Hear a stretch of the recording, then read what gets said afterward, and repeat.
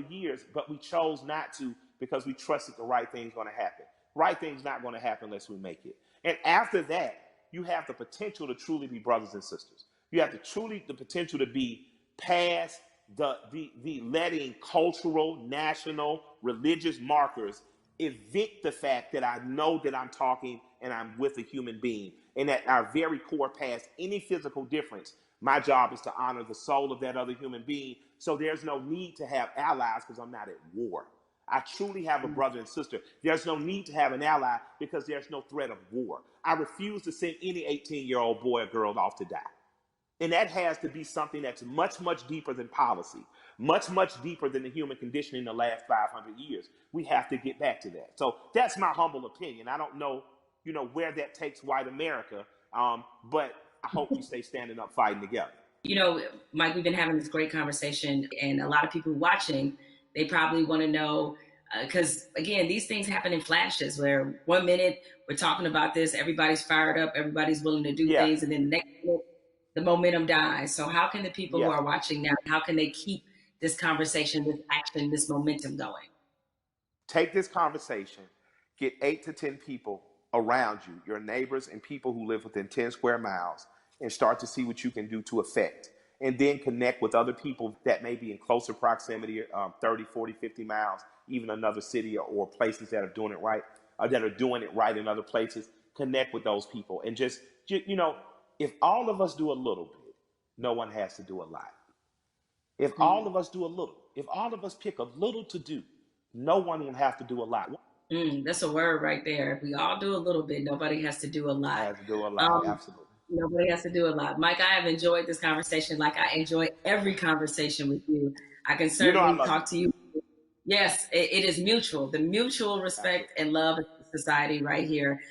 Thank you. And more importantly, thank you for everything you do on the ground. I mean, so many people, I knew that you tell the truth the way it needs to be told, but a lot of people during this time of crisis have been exposed to you and understand that, you really are for the people. This is called We the People. This is you all day long. So thank you for all the work and all the inspiration, all the words, everything that you're adding to this conversation, and more importantly, to this action. With that said, we have to say goodbye, but we don't have to get out of here just yet, because I'm gonna toss this on to my brother, Van Jules, who can take it from here.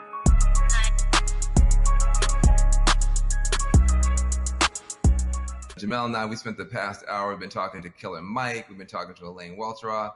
We also got a chance to see that amazing video from Lil Baby. Jamel, what did you get from your conversation with Killer Mike? And more importantly to me, what do you make of this moment that we're in? The one thing you can always expect from Killer Mike is blunt honesty. I think that's why people look at him as a really credible voice right now. He's honest about what he knows and honest about what he doesn't know. So I think when you have those elements, that's going to always make for a pretty good conversation. I'm with you. This moment at the same time is welcome. It's also a little bit surreal.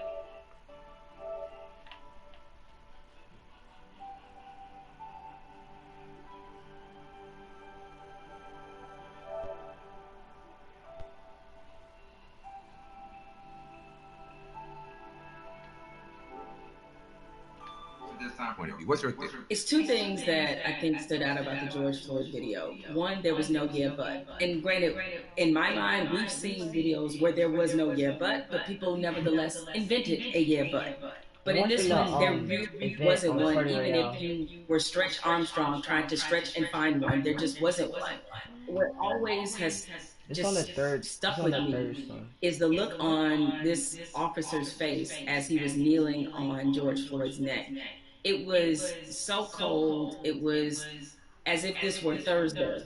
And he showed such little emotion, remorse, any emotion you want to name. He didn't show any of that as he killed a man in the middle of the street with bystanders looking on. So I think that situation, coupled with the fact we had already been reeling from Ahmaud Arbery, we had already been reeling from Breonna Taylor, and even though the situation wasn't fatal, there was definitely a storm of frustration at what happened with Christian Cooper. So this all together leads us to this No, moment where 26. finally, I mean even 28. the most adamant naysayers who wanted to pretend as if this wasn't a structural problem, what could they say?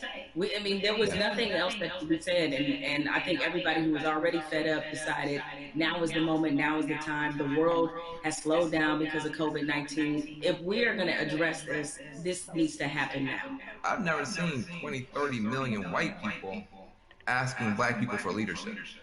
Oh my. That's interesting because they Can talk I about what just do you get a want me to drink, do? please? I'm like, well, I don't know. Google is a powerful tool. I don't know.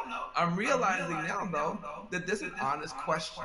How do you think that we as African Americans and our allies can rise to meet a moment like this and actually accept the fact that we may actually have a couple million new allies? And how do we deal with that? That's new for us. I'm glad you used the word leadership because there's a difference between us being put in a leadership position and us being put in an educational position. The educational part, we are long past, right? Like we don't want to be educating anybody else about race. We're not here to soothe you. We're not here to make you feel better. But leadership is something different. And it looks different depending on how you want us to take that leadership. Certainly, we are accustomed to being a voice on these issues. We're accustomed to setting the agenda. It's fine if we continue to lead in that direction. I think what we're looking for is if this were, a relay race, we want to pass the baton.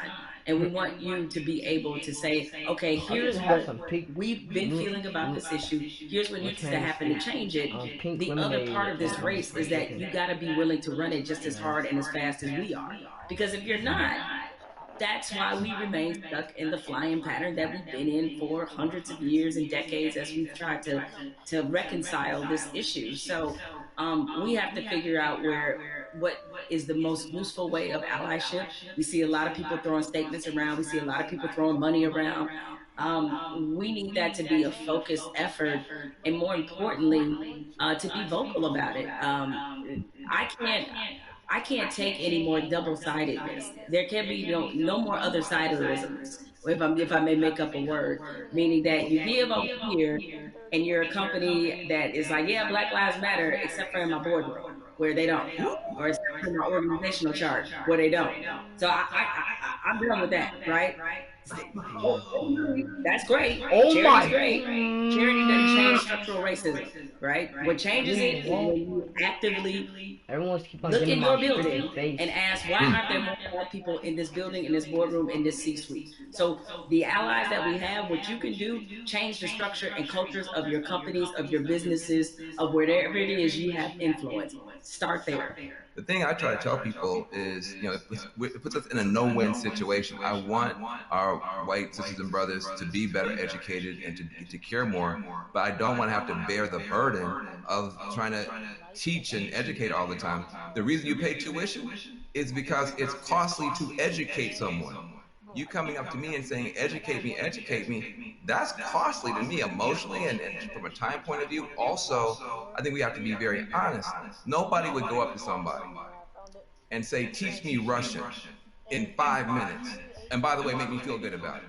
Right? I mean, wait, hold on a second. Like, you want me to teach you about racism, which is the history of race in America is just as complicated as Russian.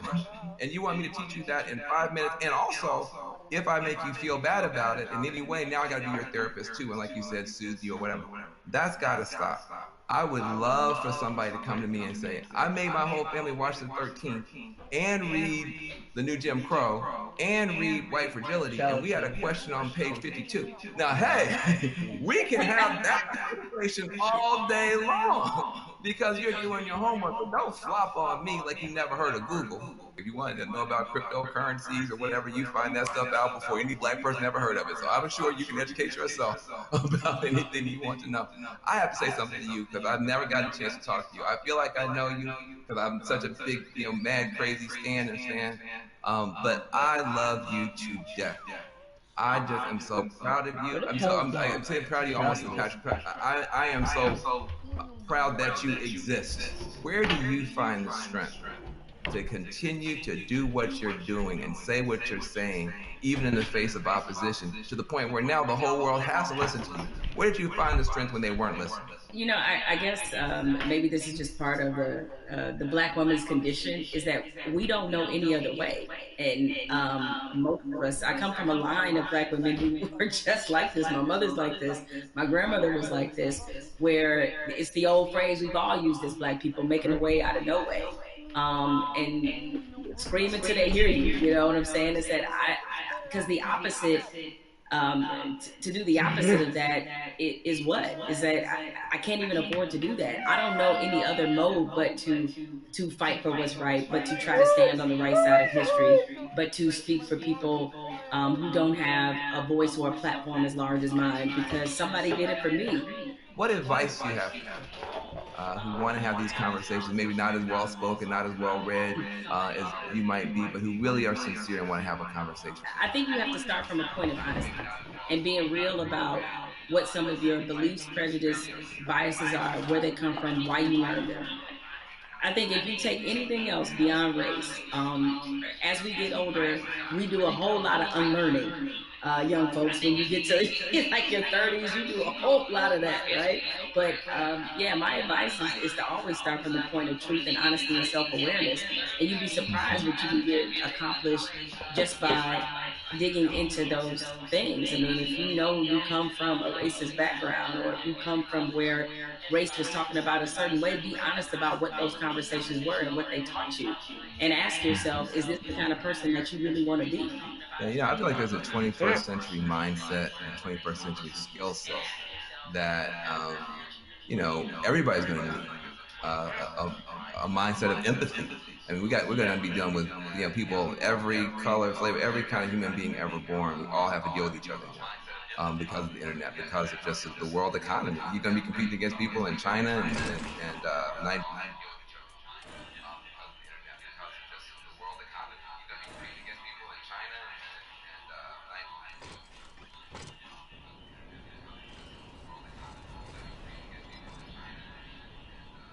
We're trying to make you better. It'll make my life better, but it'll make your life better too. Now, what charity are you supporting?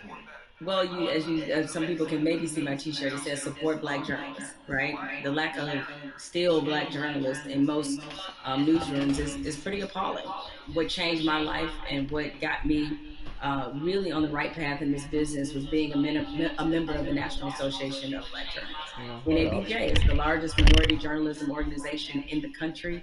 The development, the networking, job fair, internships, scholarships, what happens there has changed lives. It changed a lot of people's careers. I mean, people like you, Van, and everybody you want to think of, Roland Martin, Soledad O'Brien. It's just a number of people, Michael Wilbon, that are a part of this organization and have been able to build legacies there. And so it's on us to, again, usher in this next generation of young journalists who, I get it right now, feeling really discouraged when they look at not just what a lot of newsrooms look like, a lot of networks look like, but also we're under the shadow of a pandemic right now. So there's a lot of journalists who have lost their jobs. A lot of companies are downsizing.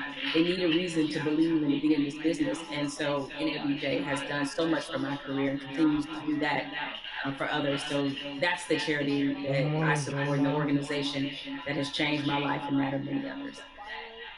Well, listen, I second that, third that, and fourth that. NABJ is a beautiful organization. I've got groups I want to support as well. But what I want to say to you is just thank you for your light, for your leadership, for your courage, for your entrepreneurship, for your T-shirts and all that type of stuff. Make sure to support the sisters' businesses, and let's keep this conversation going. Much love to you. Thank you, Van. This is a pleasure. I got good news for you. I got bad news for you. The good news is that people are activating all around the world, all across the planet for change. That is a powerful moment. Here's the bad news. Unfortunately, this is not a one answer fixes everything situation. We're talking about systemic problems, which means it's not just one law or one person. You need 360 degrees of change to shift to get the outcome that's right. But we can get there if we keep talking, if we keep working, if we keep building. And if we do that, we can reshape America. That can be done. It's been done in the past. We can move the whole world in a better direction. So I hope that your cell phone right now is full of screenshots of these tools that we've been trying to give you to continue taking action from this virtual town hall. When the stream ends, the conversation should not end. We got to keep pushing. We got to keep going. We are in an important moment in history. And what you do is going to determine the outcome. 2020 is going to be talked about for 20 years, 100 years, maybe 1,000 years. But the future's not written. It's up to what you and I do and what you and I decide is going to happen. So I want to give a special thanks to the powerful voices that we've had, Elaine Welteroth, Killer Mike, Jamel Hill. Make sure you visit 50percentpledge.org to learn more about the power of money. Also visit my organization, reformalliance.com. We're trying to make a change. Let's be about it, not just talk about it. I'm Van Jones.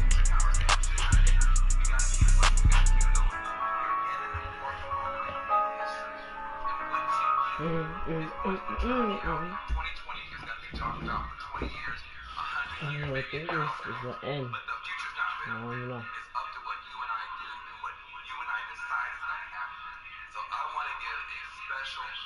We, the people.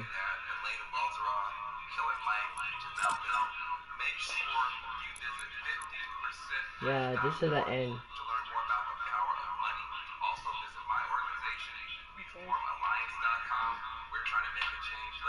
Oh, hold up, wait. You gotta say peace to your stream, boy. What up, boy? Bye, stream.